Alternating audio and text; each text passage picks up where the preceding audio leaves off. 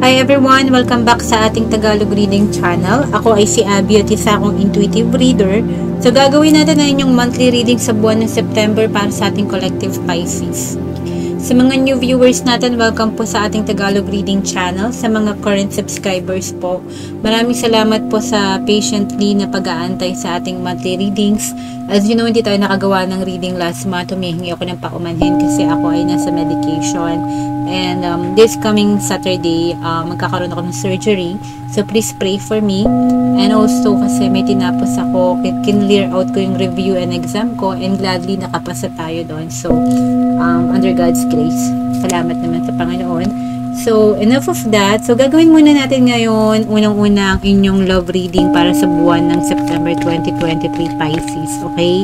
Titingnan natin ang mga intuitive messages, advices, wisdom, short-term prediction to, and mga areas of concern, what do you need to be aware of pagdating sa inyong buhay, pag-ibig. Kukuha tayo ng 5 baraha at i-clarify natin sila isa-isa. As you know, hindi tayo kumukuha ng mga lumilipad na baraha kasi gusto natin na i-keep na sacred and traditional ang ating practice ng tarot. We need to honor the cards. So, kukunin natin isa-isa at i-layout natin sila carefully sa table. Alright? Let's do this. 5 baraha para sa ating collective Pisces sa buhay pag-ibig nila. Okay. Marami pong salamat sa mga hindi bumitaw sa ating Tagalog Reading Channel. Na-appreciate ko po ang inyong energy exchange. Salamat po. Okay? Tingnan natin. So, 5 baraha para sa ating mga minamahal na Pisces. Kayo ang huling reading ko bago ako operahan this Saturday. So, gusto ko kasing i-clear out tong reading before that. Okay? Last card para sa ating collective Pisces. Alright. So, Pisces, ito na ang inyong reading sa love life nyo. Unang baraha, meron kayong chaos and conflict.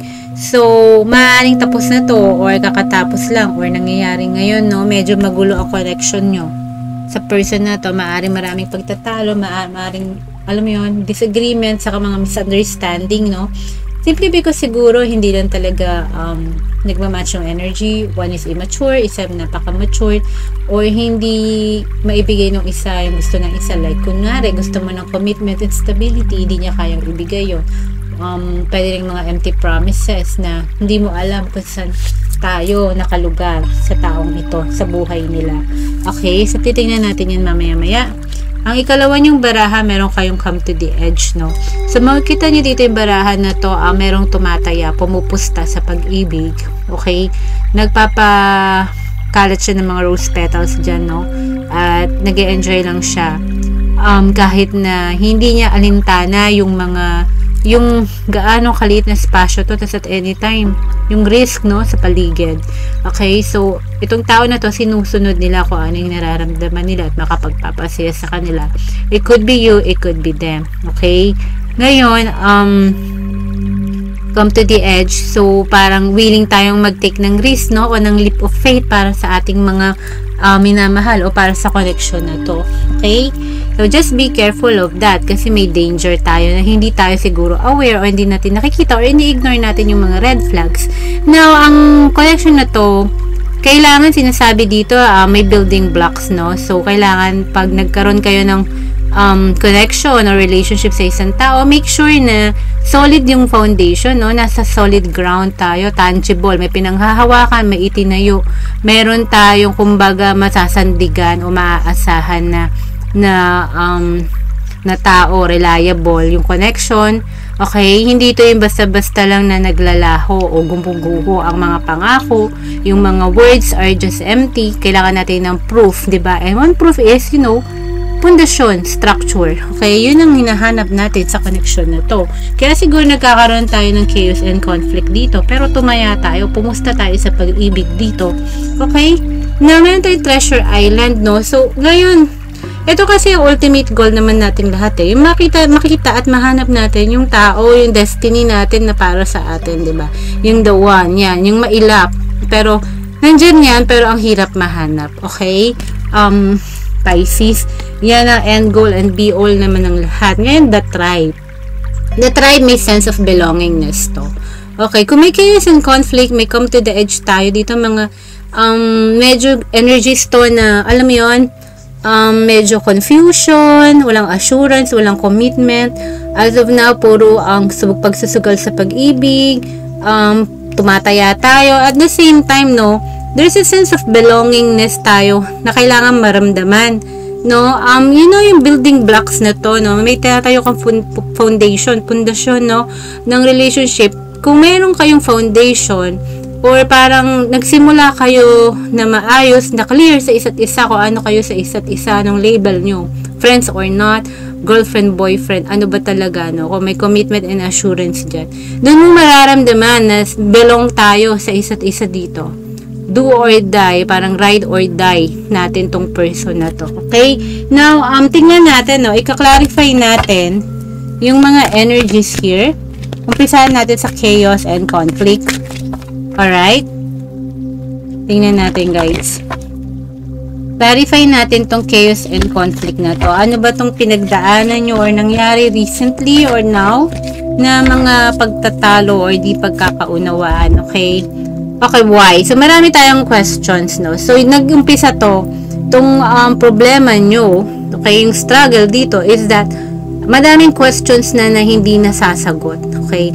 Kung ano ba tayo, for example, hindi niya masagot, hindi maibigay sa'yo yung sagot na gusto mo, na marinig, or maaari talagang ayaw, o nade-deprive, o binibreadcrumb lang tayo ng person mo. Takot sa commitment, for example, isa yan sa mga reason, no? Bakit tayo nagkakaroon ng pagkalala, okay? Maaari din na alam niyo yun, guys, medyo may disagreement din sa mga bagay-bagay, no? Medyo hindi kayo in vibration, wala kayo sa same page, kumbaga sa decision making, magkaibang mag-isip, magkaibang yung mga approach sa buhay or sa relationship, okay? Na itong come to the edge na to is the Fool's energy, no? So, a change in the wind. So, may magbabago daw. Okay?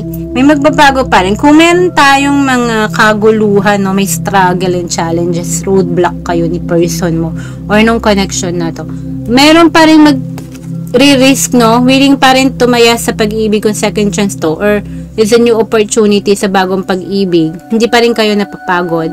Maring di pa rin tayo matuto-tuto doon sa nangyari, or binibigyan natin ng second chance. Okay, yun yung change in the wind dito. Okay? And it's medyo may pagka-hopeful ang energy na to, Pisces, no? Okay? So, hindi pa rin tayo nawawala ng pag-asa pagdating sa buhay, pag-ibig nyo, napaka-positive ng outlook na yan. Okay? Ngayon, itong building blocks, Pisces. Yung sabi dito, bless. Okay? So, kung magkakaroon man ng stability, security, and commitment, no, or magko-commit sa inyo tong person mo, mag-i-invest din ng time and energy kahit wala pang label, or magiging exclusive kayo, take it as a blessing muna, no? Whatever yung effort na ibibigay niya, kahit hindi pa yan yung gusto mong end all or be all na treasure island mo, no? Kung meron siyang napansin kang change sa kanya from before, tapos nagbago, no, for the betterment, consider it as a blessing. Okay, like a baby step, a beginning. Okay? Now, tingnan natin tong treasure island. Saan ba ito papatungo? Treasure island, mailap. Pero nandyan yon somewhere around this world, sa corner ng mundo na to, may treasure island. Parang ganun. Hinahanap ng mga pirata, for example, no? Pero hindi pa rin makita-kita. Pero nandyan, nag-e-exist. Ano tong energy na to? Here and now. Okay, sinasabi dito mag-focus ka muna sa timeline mo, September 2023. Huwag mo na munang intindihan yung nakaraan at huwag mo munang i-anticipate kung ano yung mangyayari. Okay, itong treasure island mo na to, could be, alam mo yon, nandito sa present time mo. Hindi siya si past person, hindi rin siya si future person. Okay, it could be, ang advice is, huwag nating i-anticipate or mag-assume or expect na ang person natin is si A or kaya si B. Okay? It could be nasa present mo. So, sinasabi, i-enjoy mo muna kung ano ang meron ka sa ngayon with your current person. Okay? Or with a new person. Alright? Kung wala naman, single tayo dito guys, enjoy the dating scene. Okay, yun yung sinasabi dito. Like, but perhaps, ang sinasabi dito kasi, you're dealing with a person na kilala mo na. Okay? Ngayon na itong the tribe, guys, sa love reading nyo, Pisces, no? The fate. So, yeah, ang sinasabi dito, kung fated ang connection mo with them, they will come back to you. Okay? Mag-a-adjust to, magko-compromise. Meron siyang kailangang gawin. Mag-shift yung energy dapat ni person mo para sa'yo, no? Para lang makasama ka niya today at the present time. Okay? Kung nakaraan to, para makasama ka niya at the present time, kailangan gumawa siya ng effort. Kung sa future mo to, mag-focus ka sa present mo muna. And para mahanap or makonect mo yung road mo to your happiness, para makita mo yung talagang para sa'yo. And ang clue kasi dito guys is that hindi ka napapagod na sumubok, no? O tumaya sa pag-ibig. Optimistic pa rin tayo. New person to or current person mo, may chances. Hindi ka sawang magbigay ng chance. Okay? Ang problem is that kung sa existing person mo to, kailangan may pagbabago kang makita. Okay? Kung sa new person to, dapat iba siya kaysa doon sa dati mo. Huwag mong balikan yung characteristic nung dating person mo na binibigyan tayo ng kaguluhan, walang peace of mind ng ating mga isip. Okay? So, yan, sana nag-resonate yung love reading para sa iyo, Pisces, no? Ngayon, mag-move on naman tayo sa inyong general life situation. Kasama dyan ang career and finances. Okay? Let's take a look sa inyong snapshot sa buwan ng September 2023. Sana nag-resonate ang inyong love reading, guys. Alright. So, 5 baraha sa general life situation ng ating Pisces, guys. Okay. Tapos lang uli natin. Okay, 5 baraha. Alright. So, ito yung una. Second. Ika-clarify natin to guys ulit. As usual, ito ang snapshot ng buhay mo for the month of September all the way to, alam mo yun, next 3 months time. Okay? Short-term prediction. Tingnan natin. Okay, last card para sa ating collective Pisces. Okay, then ika-clarify natin yan. Okay, unang baraha, Pisces, no? So, meron tayong 4 of Pentacles, greed. Maaaring sa ngayong resources mo, you're holding on to it muna. Kaya, wag ka munang mag-spend too much. Wag ka rin munang masyadong mag-spend on big purchases right now. Could be na there's some struggle or lacking in mga material resources at the moment. Or could be sinisave up mo to for something greater purpose, no? Yung parang may emergency kang pinaglalaanan or pinaglalaanan mo lang in general in future mo. Gusto mong mag-grow yan.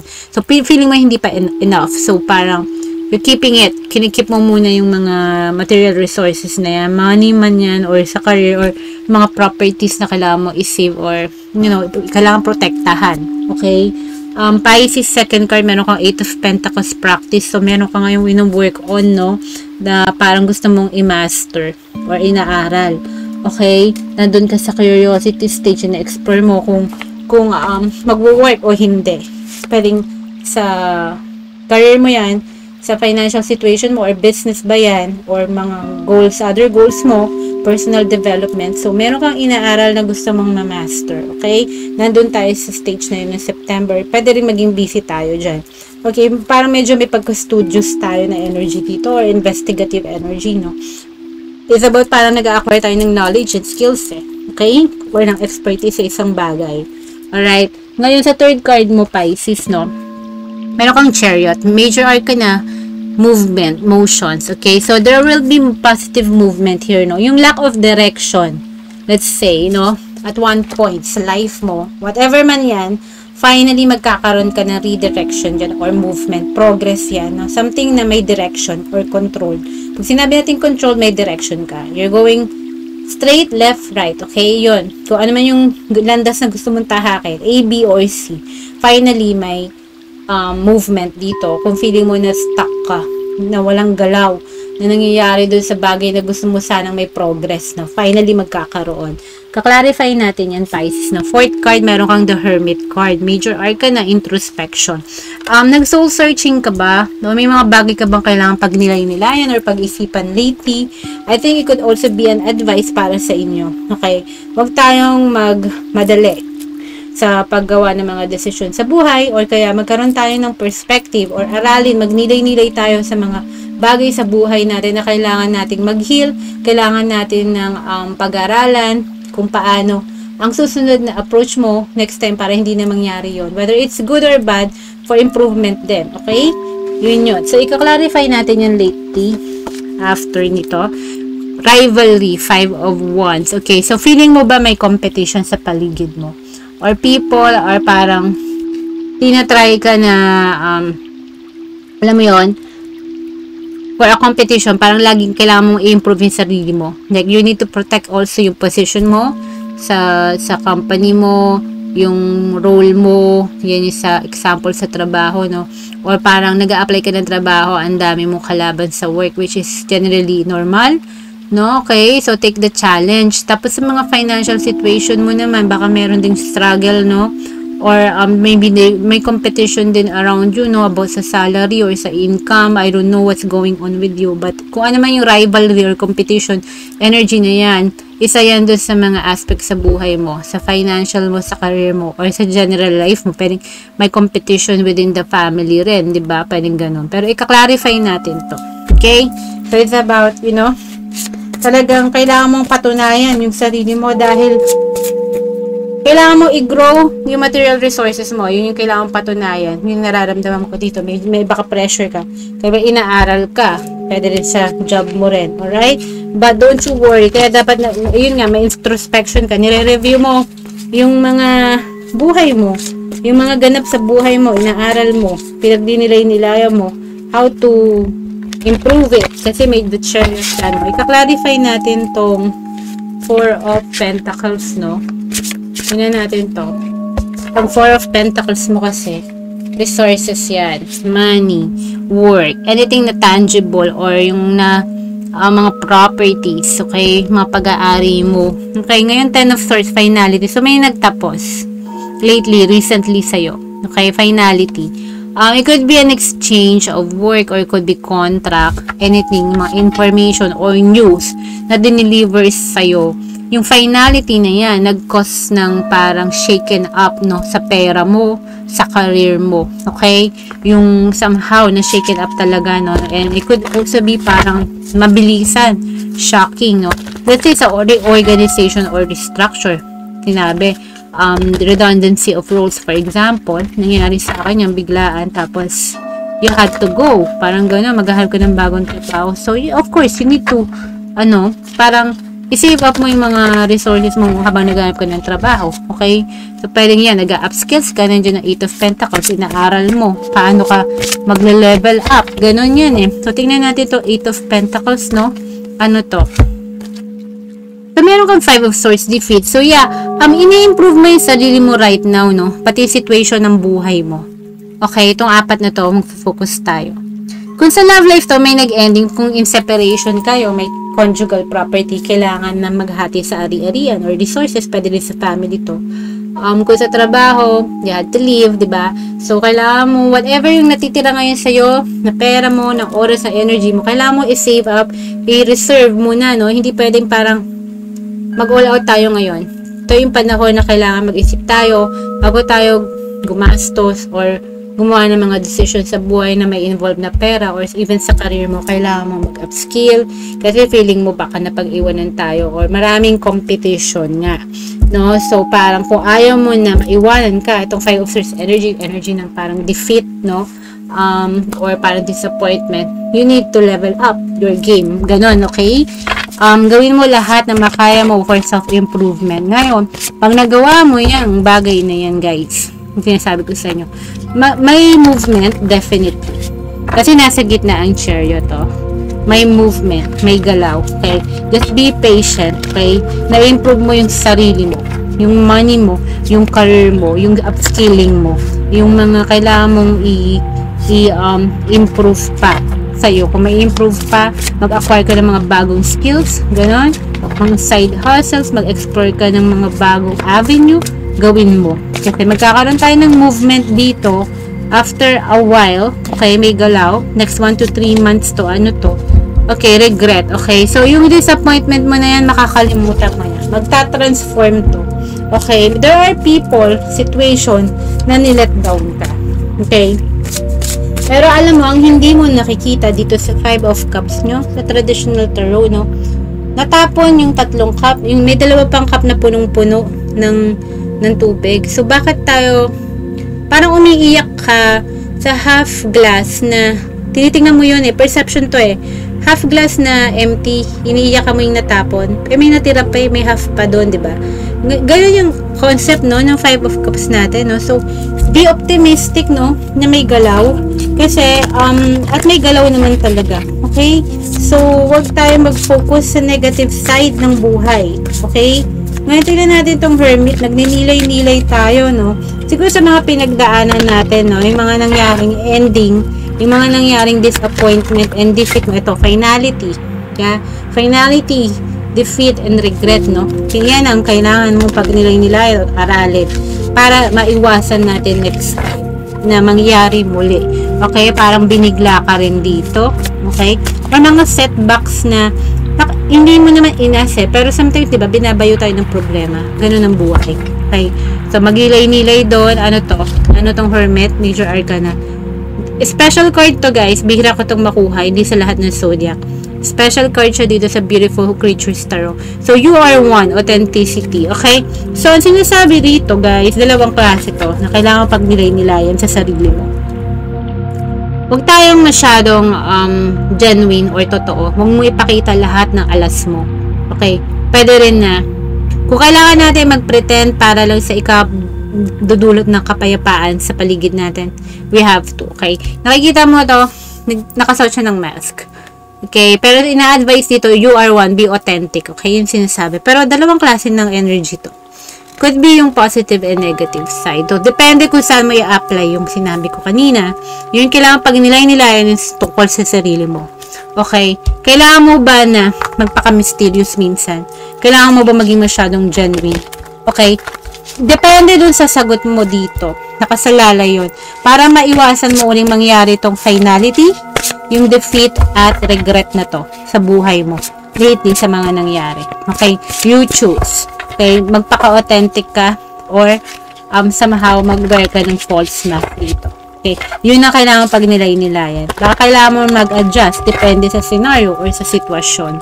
Okay? Ngayon to may rivalry. May rivalry daw, guys. Tingnan natin to. Another 5. 5 of Wands, 5 of Cups. Meron kayo. Rivalry, ano to?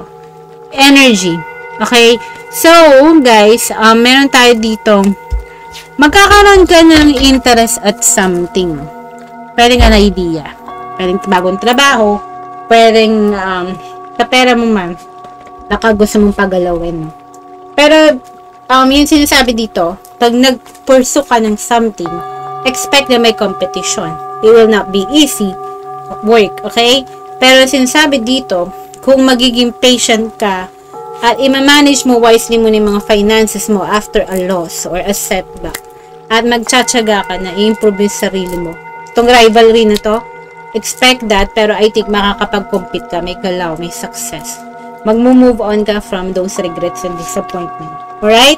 So, kahit sa anong area ng buhay mo, feeling ko sa trabaho to and sa money, guys, kasi may pentacles okay? And then, sa stress mo rin, and yung desire mo, huwag mong, iwawala yung spirit mo, huwag kang madaling mag-give up, okay? Stay positive, yung perspective mo, kailangan mo i-control yan, always think positive thoughts, and be hopeful, no? Kasi may 5 of Cups ka dyan. So, sana nag-resonate to, guys, no? Sa kailangan mo na adjustment, kay Seda, pag-aralan mo yung sarili mo, yung approach mo. Kailangan mo ba maging all-out genuine, or kailangan sometimes magpaka-mysterious tayo? Okay? Ganong energy. So, sana nag-resonate tong reading na to sa inyo, Pisces, no? I see you guys on the next monthly reading. Take care. God bless. Mahal ko kayo, Pisces. Bye!